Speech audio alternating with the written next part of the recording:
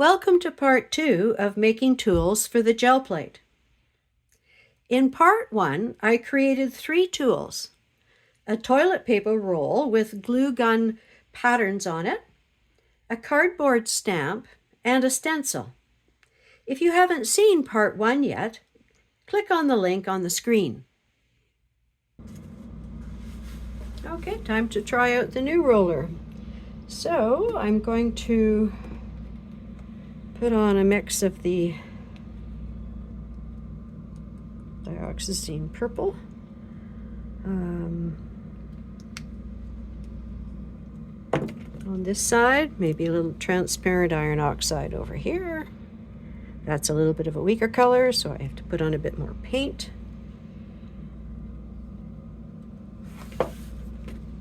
And I'll roll it out first, see if I can spread that color around. Oh, isn't that gorgeous? Such a nice glow. There's a few colors that have really nice glows to them. And then we'll do the purple over here.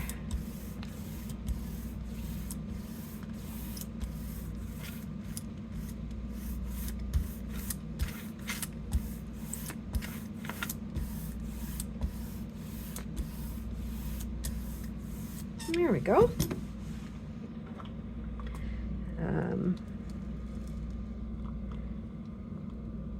Oh, I am having trouble with that. I'm going to stuff a bit more of something in there. Okay, so I put a little bit more stuffing on that. I think it's going to be a bit better because in this case a fairly clean image would be probably better than, oh yeah.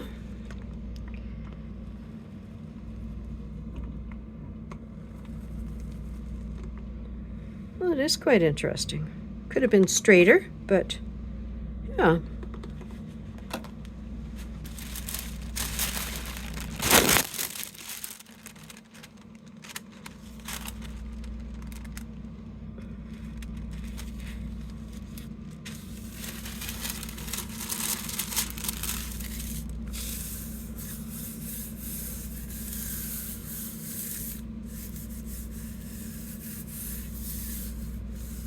Now it's a bit flatter, a bit straighter.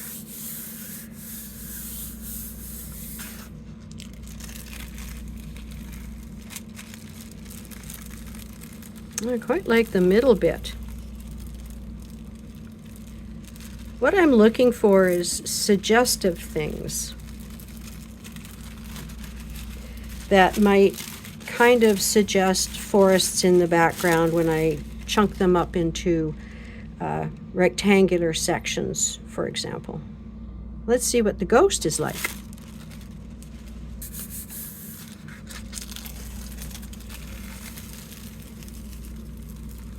This is interesting. Not only is the middle section interesting, although quite a bit fainter than the first print, but now some of the bits in the purple and in the transparent red iron oxide are showing up better. So I'm going to try another roll up. I'm going to use a little bit of Payne's Gray, which is actually made from black and ultramarine blue. So still, you know, well within the limited color palette of my Manitoba botanicals. And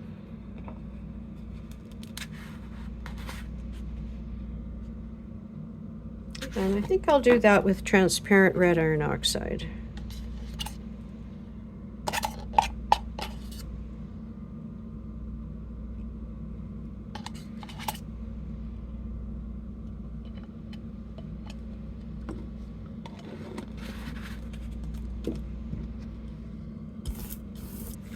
Okay.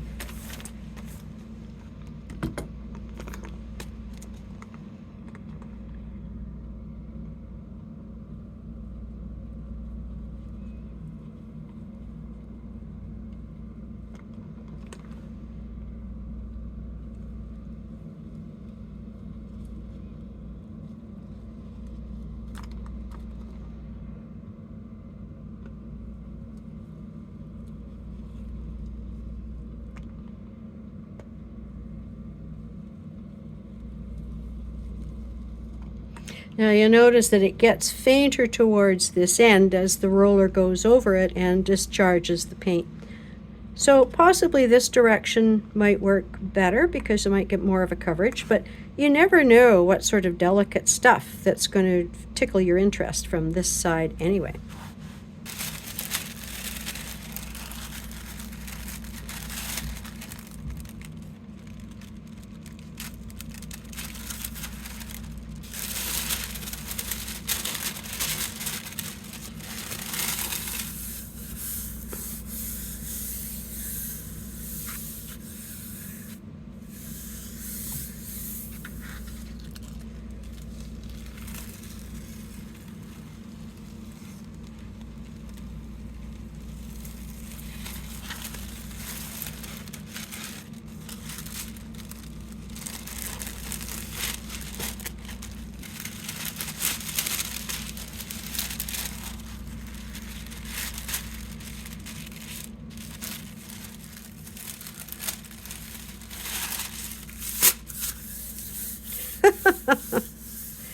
Oh, I'm just going to have to figure that out. I was doing so well for a while with putting the paper down on the plate.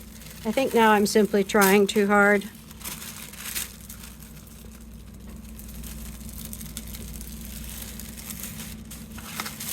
There we go. And again, probably better at this end where the paint's fresher than at the other end.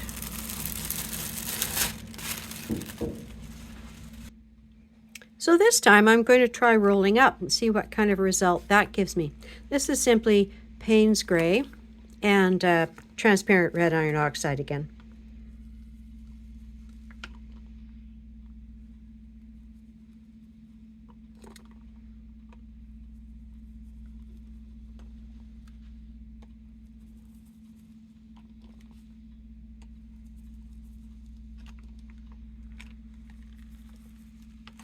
Oh, I think I quite like that effect.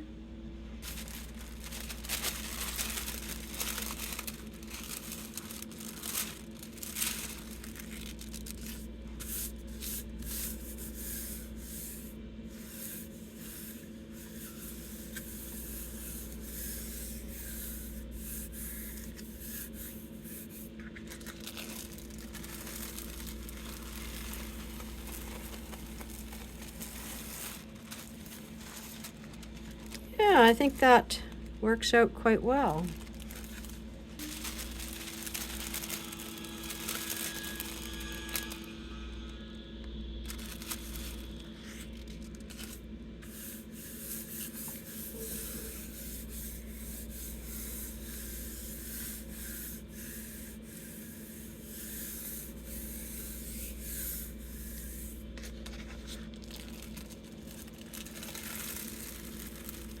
Oh yeah, that's quite a nice second print.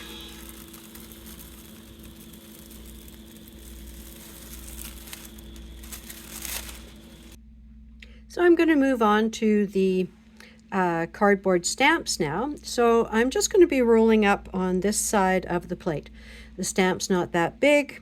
I've got smaller tissue to work with, so I don't have to use the whole plate.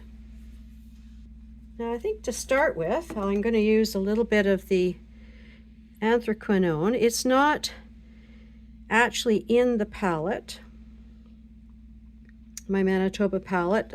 Ultramarine blue was, but it's close enough and it should do just fine. And then I'm going to use some of the transparent red iron oxide as well.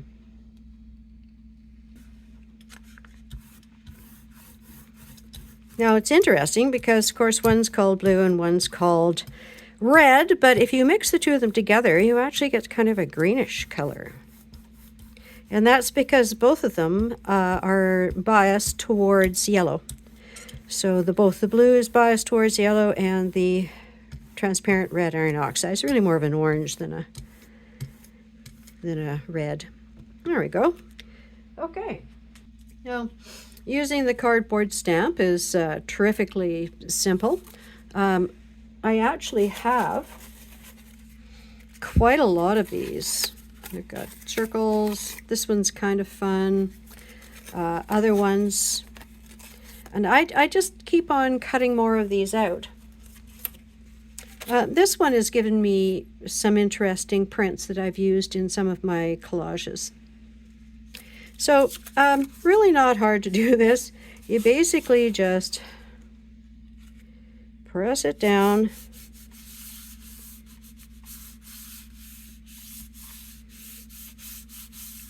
Rub it in a bit. And then lift it up. And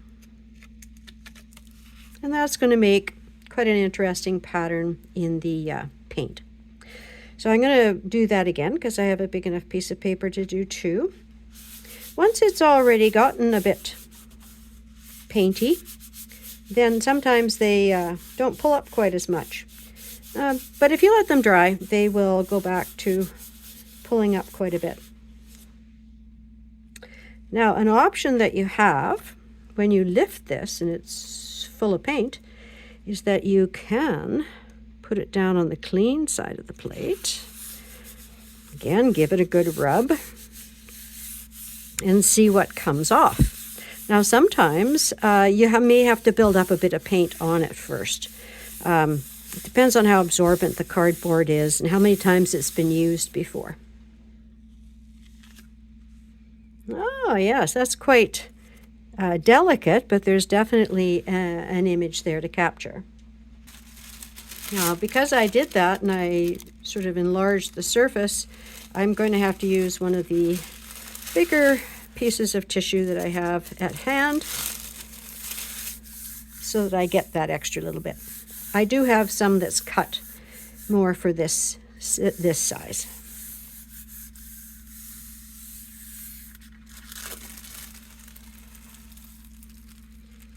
So that is what the actual stamp pressed in looks like. I'm getting sort of a different feeling here than where the corrugations are revealed. And it's quite interestingly foresty, which is, I'm quite pleased about that. Oh, and then this one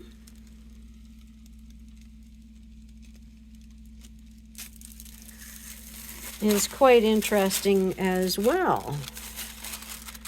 It's got, it's subtle, but it's got some motley tones on it, and I quite like that. And I'll just take a ghost print of this side. I don't think the other side is going to give me much. So much easier using smaller tissues.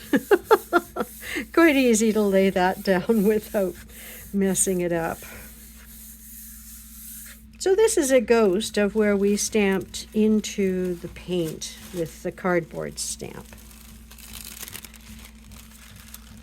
Oh yeah, I quite like that. Almost has a sky effect back there, doesn't it? And again, this was Payne's Gray and transparent red iron oxide kind of mixed together loosely on the plate. So I think I'm going to keep the color palette for this just a little bit more soft and subtle than I could, because these are basically going to be for background prints or background pieces. I don't necessarily want them to be too strong or overstated. So we'll just see what happens with this. Dioxazine purple and transparent red iron oxide.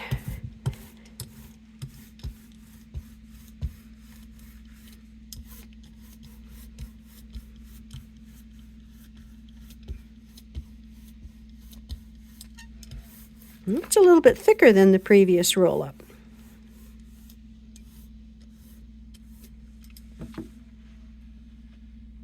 Which wasn't really particularly intentional, it just happened that way. Okay, so it's getting a little bit more paint on it, which will affect how much it pulls off the plate.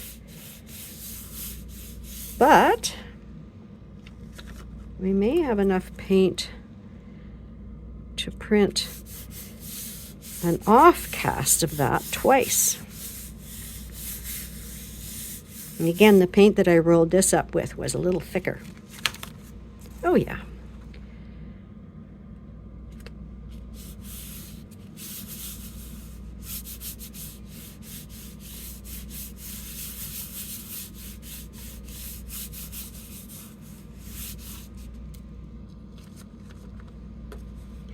Now, if you're looking for more of this effect, as opposed to a that effect, you can just keep rolling this side up and using it to print over on this one, or you can even use a second small plate to roll the paint up on and, put your stamp in it and then put it over on a clean plate. So lots of creative options there.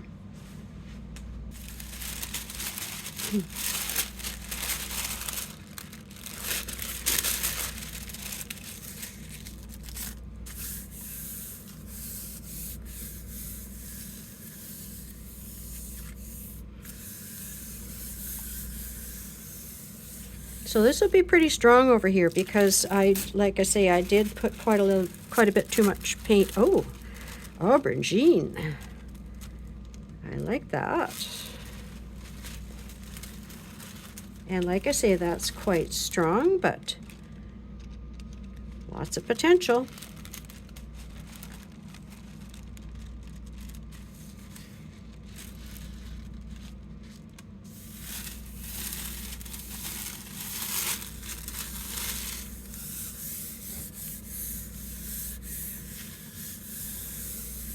This one's going to give me a ghost over here, just due to the amount of paint that was on the plate when I started. See, it's quite faint, but it's there.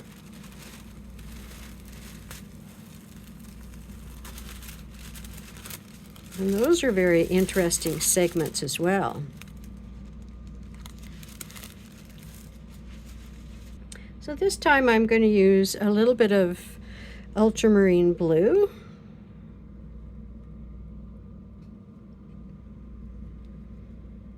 And I'm going to use two browns. One is the Van Dyke brown, which is pretty dark. It's a close enough cousin to the other browns I've been using to be able to squeeze it into this limited palette. And then I'm also going to put in a little bit of the transparent red iron oxide.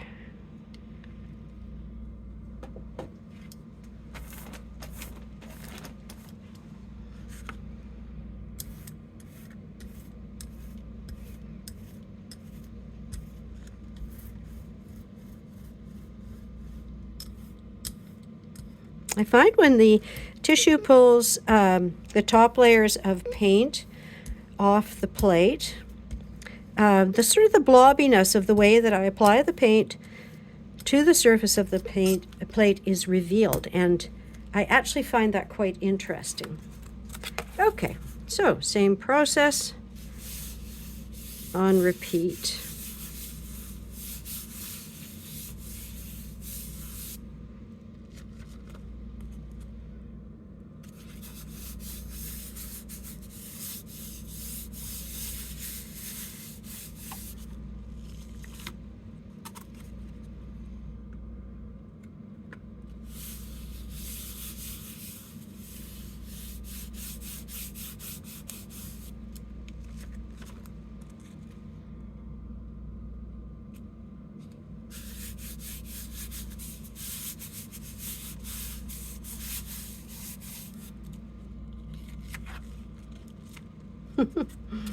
These little splotches that I'm getting from the plate inside the trees reminds me of the way the bark varies on these sorts of trees.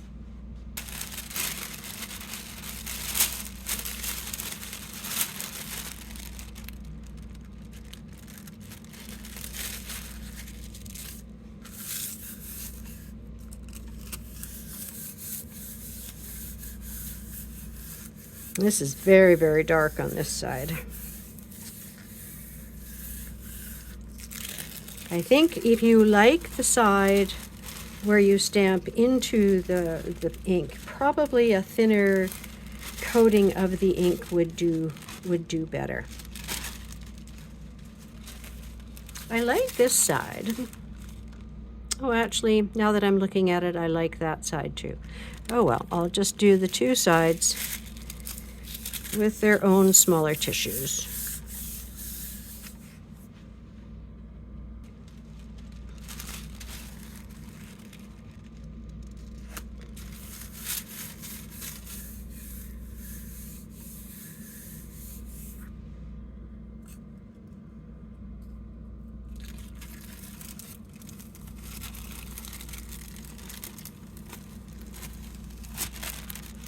Oh, I think those two are quite interesting.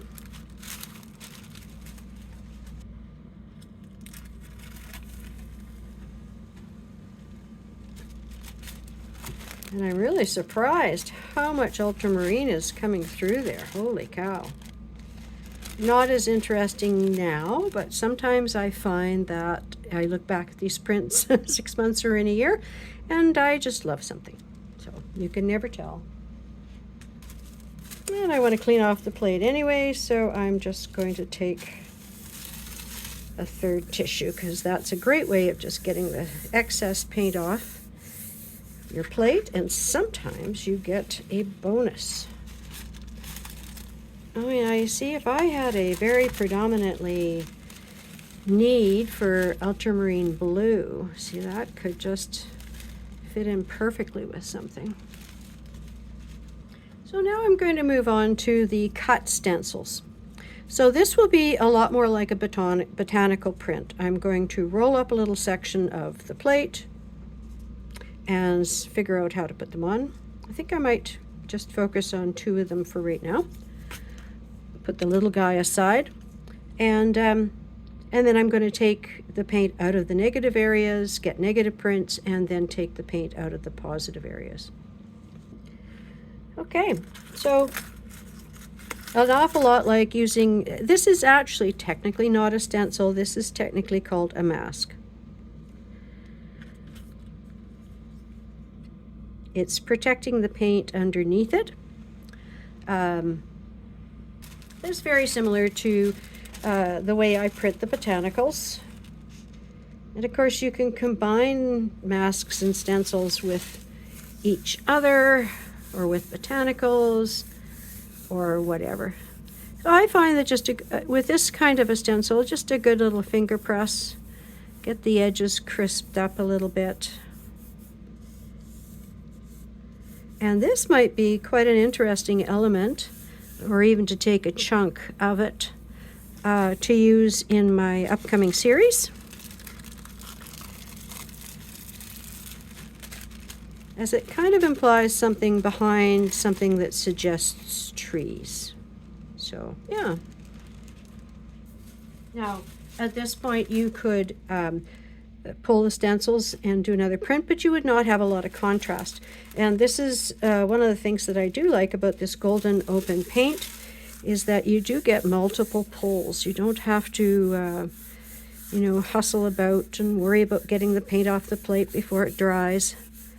You have quite a lot of time to goof around.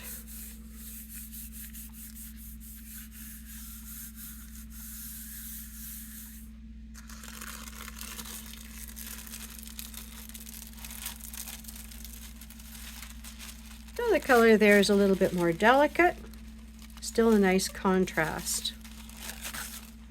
And then probably at this point, I'd lift that stencil slash mask. Now this will stay wet on here for a little bit. Oh, here's a thought.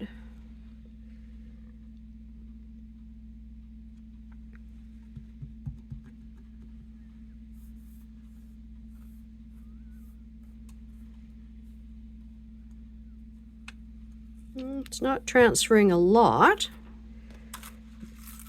I find I can wash these stencils off if I want to keep them clean. I can just take them to the tap and run them under water and just move it around with my fingers.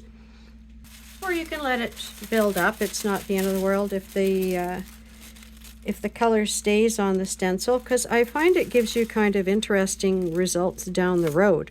It reacts differently if the paint's been left to dry on it than it does if it's been cleaned off.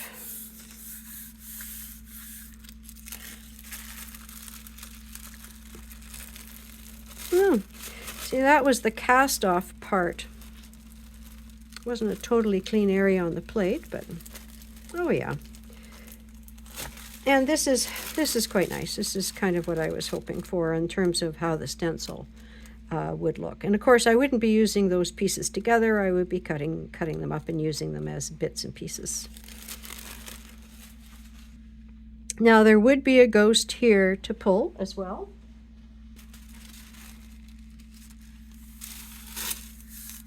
So much simpler using smaller pieces of tissue. Those big pieces of tissue are 15 by 22, I think. So, or at least 20, 15 by 20 maybe. So, yeah, a little bit unwieldy.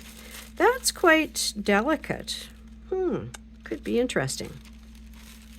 I'm going to do one last roll up for that with a little bit of purple. And as we know, a little bit of purple goes a long way. And the transparent red iron oxide. Now, if you're really concerned about color contamination, then I would take those stencils to the sink and wash them off, because there could be some color transfer on this second roll up. I'm not that concerned about that for the purpose that I'm using them for. So I'm just going to carry on.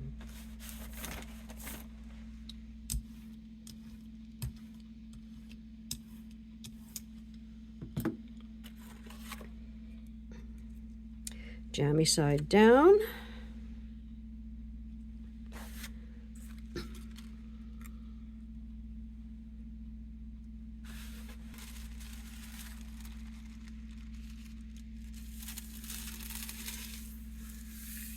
So just pressing your finger down these little gaps will bring them into better definition.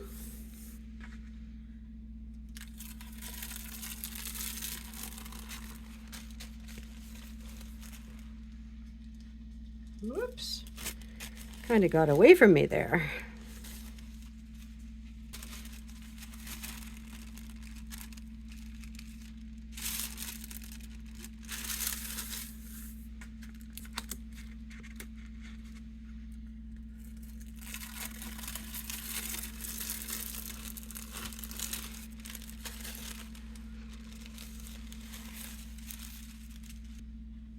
Okay, there's still quite a bit of background ink in there, but you know, I'm thinking that that might not be such a bad thing for this particular purpose. And you know, my botanicals right now, I prefer to clean them off pretty thoroughly, so I would do a third negative pull to do that. But right now I'm thinking that that might not be a bad thing on this stencil, to leave a little bit of the background showing. Oh, you see, now I'm getting more of a transfer, simply because I've got more paint on that stencil.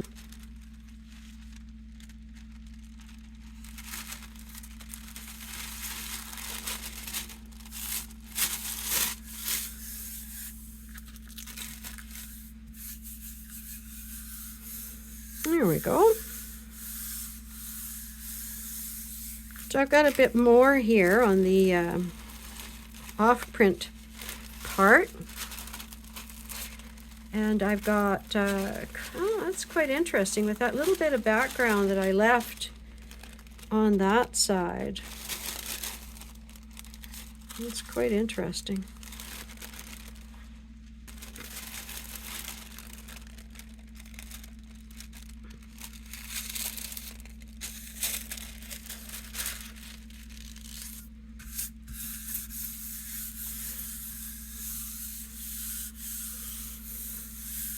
This will probably be pretty faint over on this side, but there is an image. It's amazing sometimes. You think there's no paint left on the plate. You throw another tissue on it and more comes up. That's kind of an interesting color scheme there. Look at that with the purple stripy things. Cool. So I will meet you upstairs and I'll give you a look at the results and wind this up.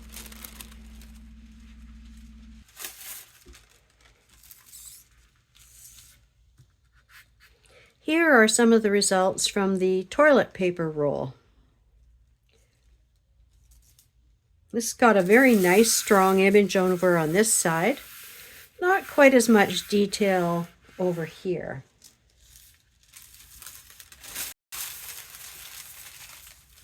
This is the one that I rolled up and then rolled the paper roll upwards. And this one I really like. To me, it gives me the impression of a forest, looking through a forest, without being overly representational.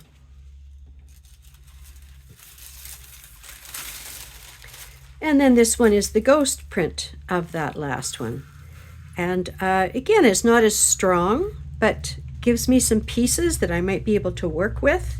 This is a little bit more interesting down here. And this part up here, you know, for a light background. Now here are some of the images of the stamp. So the cardboard stamp makes an impression in the paint on the one side, and then I off-printed it onto this side. And both of them are quite interesting. This has got some spots in it, which is just sort of randomly happens from cardboard. It's kind of one of those things you can't control. But it reminds me of the spots on the trees in that area.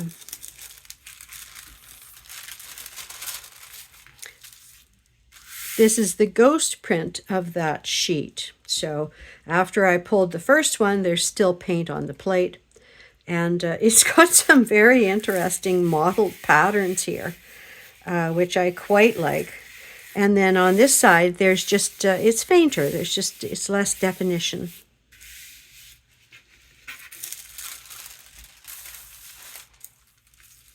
This one I think was an earlier roll-up. So softer colors, kind of interesting because it almost suggests sky or something on this side.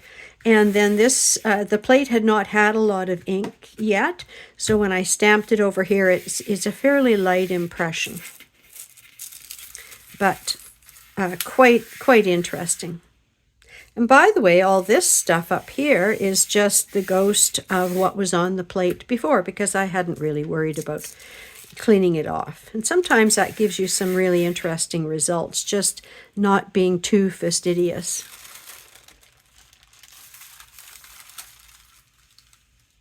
This is the ghost print of the one that I just showed you. And then this is another one. I believe it was a ghost of this side from a different roll-up. There's a different blue involved here. But I really do quite like this cardboard stamp. I think it's got a lot of potential. I'll probably print it up some more with different kinds of colors and stuff like that. And I think it will be very useful imagery.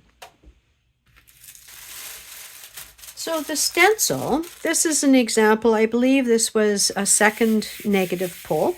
So, you know, once you go back to stencils, they're very similar to the botanicals. I usually print the background off twice at least with the stencil or the botanicals in place. I call them like first negative, second negative.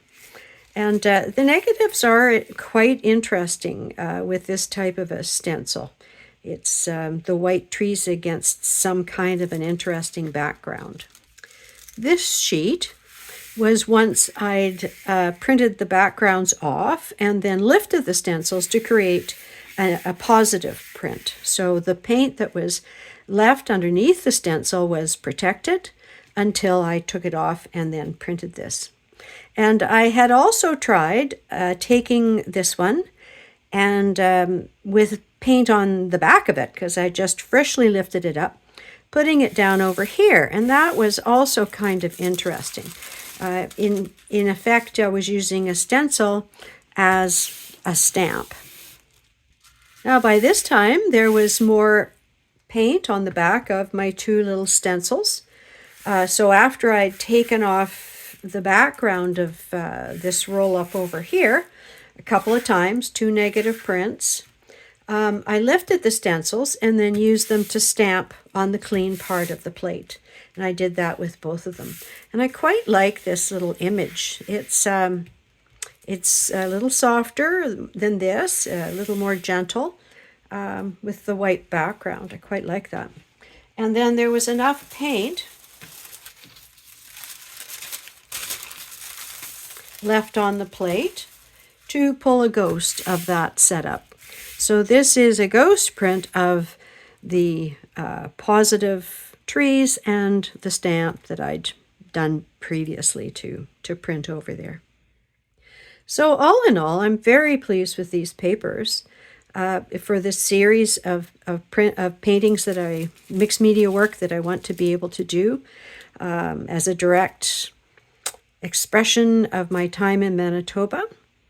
And hopefully it's been a good example for you about dealing with the toilet paper roll with the glue gun, the cardboard stamp, and then the stencils. Thank you for watching.